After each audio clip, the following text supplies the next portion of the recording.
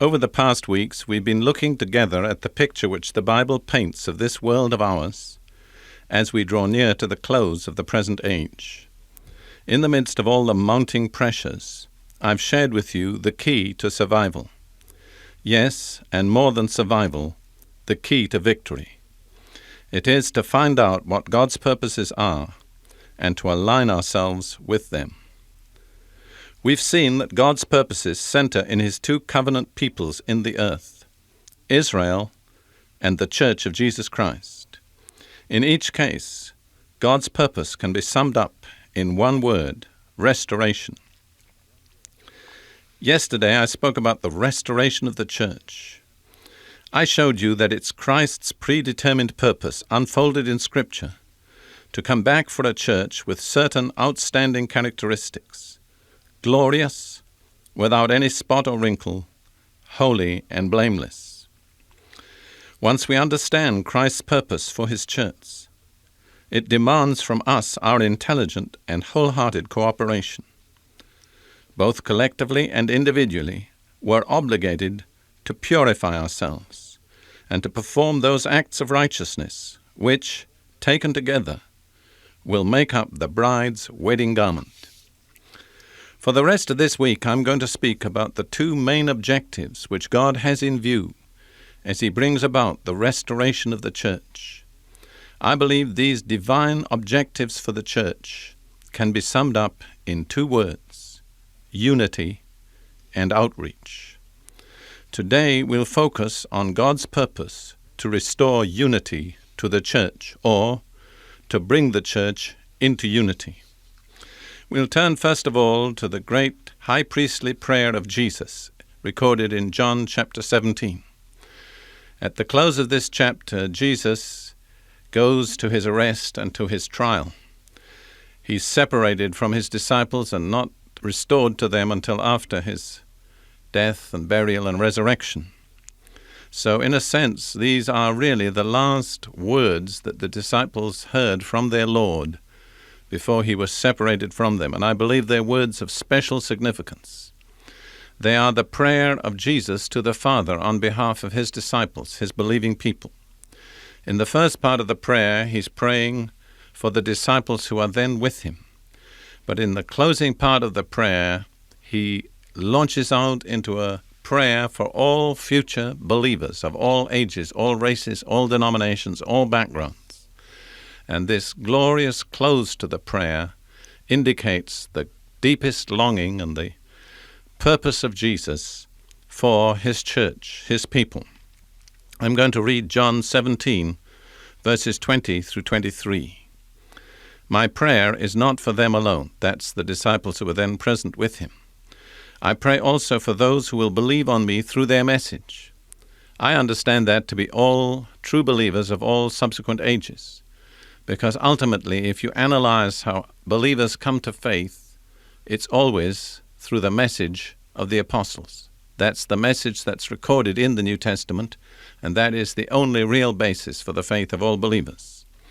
So Jesus is praying for all believers, and He said, I pray for those who will believe on me through their message, that all of them may be one. That's all believers. All of them may be one, Father, just as you are in me and I am in you.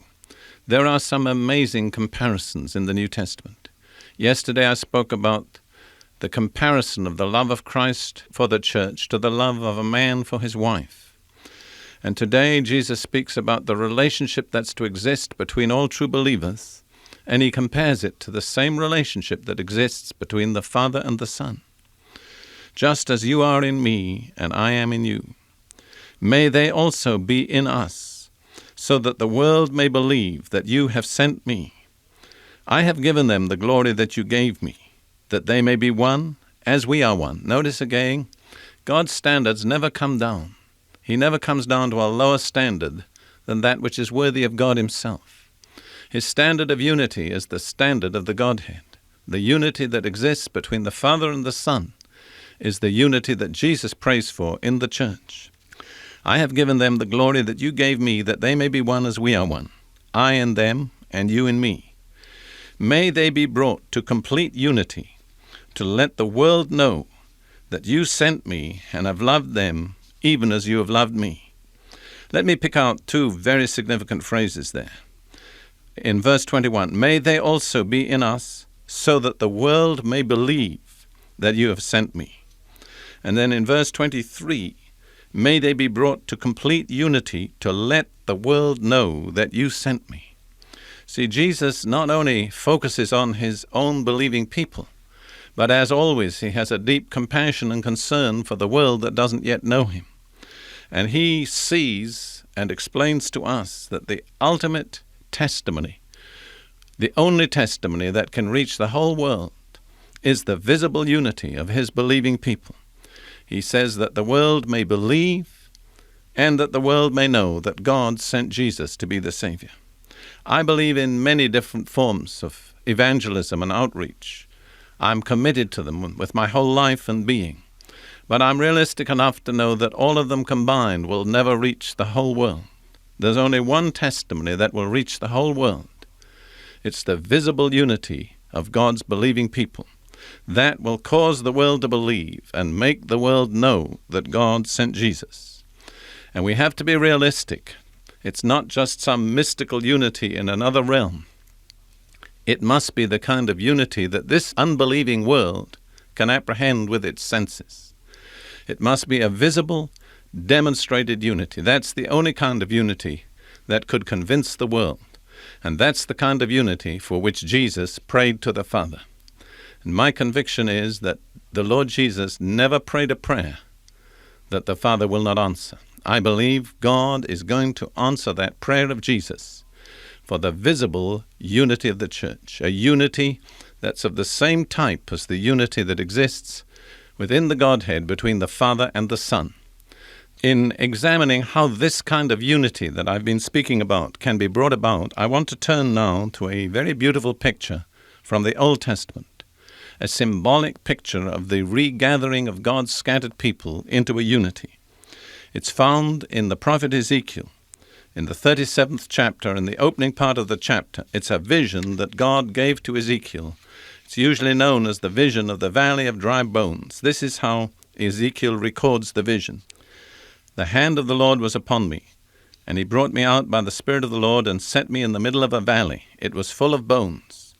He led me back and forth among them, and I saw a great many bones on the floor of the valley, bones that were very dry. And this was a revelation of God's people, lifeless, scattered, separated. God asked me, Son of man, can these bones live? I said, O sovereign Lord, you alone know. Then he said to me, prophesy to these bones, and say to them, dry bones, hear the word of the Lord. This is what the sovereign Lord says to these bones. I will make breath enter you, and you will come to life. I will attach tendons to you, and make flesh come upon you, and cover you with skin. I will put breath in you, and you will come to life. Then you will know that I am the Lord.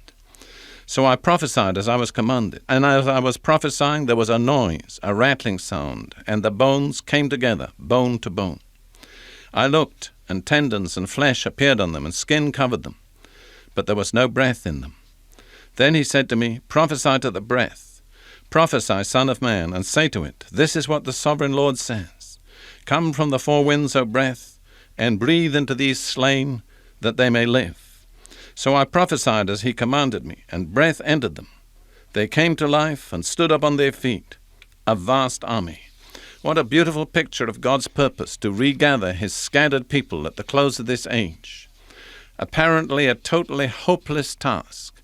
As Ezekiel walked up and down amongst those dry bones, he must have said, surely this is beyond help.